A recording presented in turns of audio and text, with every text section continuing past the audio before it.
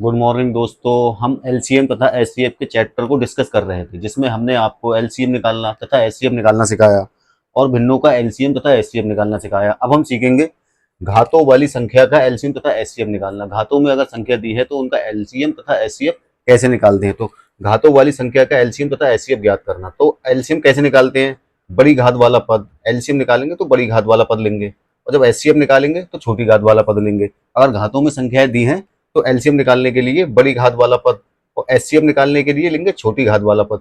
एक एग्जाम्पल से समझते हैं। हमारे पास एग्जाम्पल है 3 की पावर 7, 3 की पावर 12, 3 की पावर 17, 3 की पावर 19 का एलसीएम तथा एचसीएफ क्या होगा।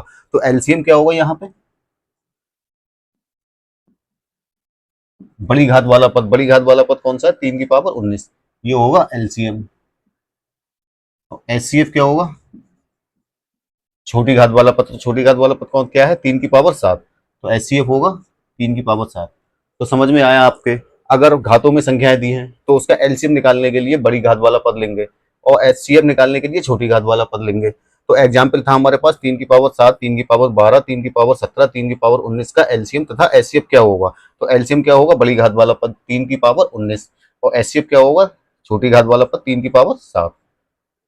सवाल लेते हैं और समझते हैं घातों वाली संख्याओं का एचसीएफ कैसे निकालते हैं। तो सवाल है हमारे पास x बराबर 2 की घात 3 गुणा 3 की घात 2 गुणा 5 की घात 3 गुणा 7 की घात 3, y बराबर 2 की घात 2 गुणा 3 की घात 3 गुणा 5 की घात 4 गुणा 7 की पावर 3, z बराबर दिया है 2 की घात 4 गुणा 3 की घात 4 गुणा 5 की घात 2 गुणा 7 की घात 5। इसमें हमसे पूछा x बाई जेड का एचसीएफ क्या होगा। टीटी परीक्षा 2019 में पूछा गया प्रश्न। तो हमसे इसमें एचसीएफ पूछा, तो एचसीएफ निकालने के लिए हमने आपको क्या बताया, एचसीएफ घातों में अगर संख्या दी हो तो छोटी घात वाला पद। हम दो की घात देखेंगे, 2 की घात 3, 2 की घात 2 और 2 की घात 4 में छोटी घात वाला पद कौन सा है, 2 की घात 2, तो 2 की घात आ जाएगी 2 गुणा।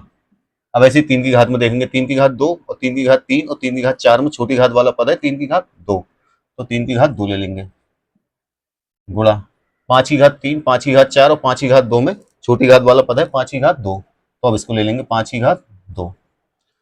अब 7 की घात देखेंगे, 7 की घात 3, 7 की घात 3 और 7 की घात 5 में छोटी घात वाला पद है 7 की घात 3, तो गुणा 7 की घात 3।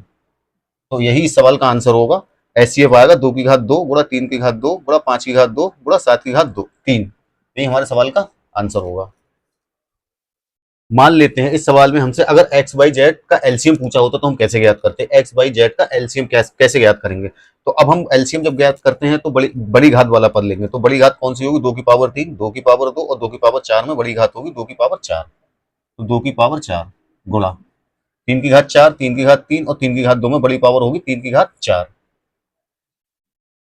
गुणा 5 की घात 2, 5 की घात 4 और 5 की घात 3 में बड़ी घात होगी 5 की घात 4। अब इसको लेंगे 5 की घात 4 गुणा 7 की घात 3, 7 की घात 3, 7 की घात 5 में बड़ी घात वाला पद होगा 7 की घात 5। यही हमारे सवाल का आंसर होगा। एलसीएम कितना आएगा, 2 की घात 4 गुणा 3 की घात 4 गुणा 5 की घात 4 गुणा 7 की घात 5। उम्मीद करते हैं कि आपको अगर घातों में संख्याएं दी होंगी तो आप उसका एलसीएम तथा एचसीएफ बहुत आसानी से निकाल सकते हैं।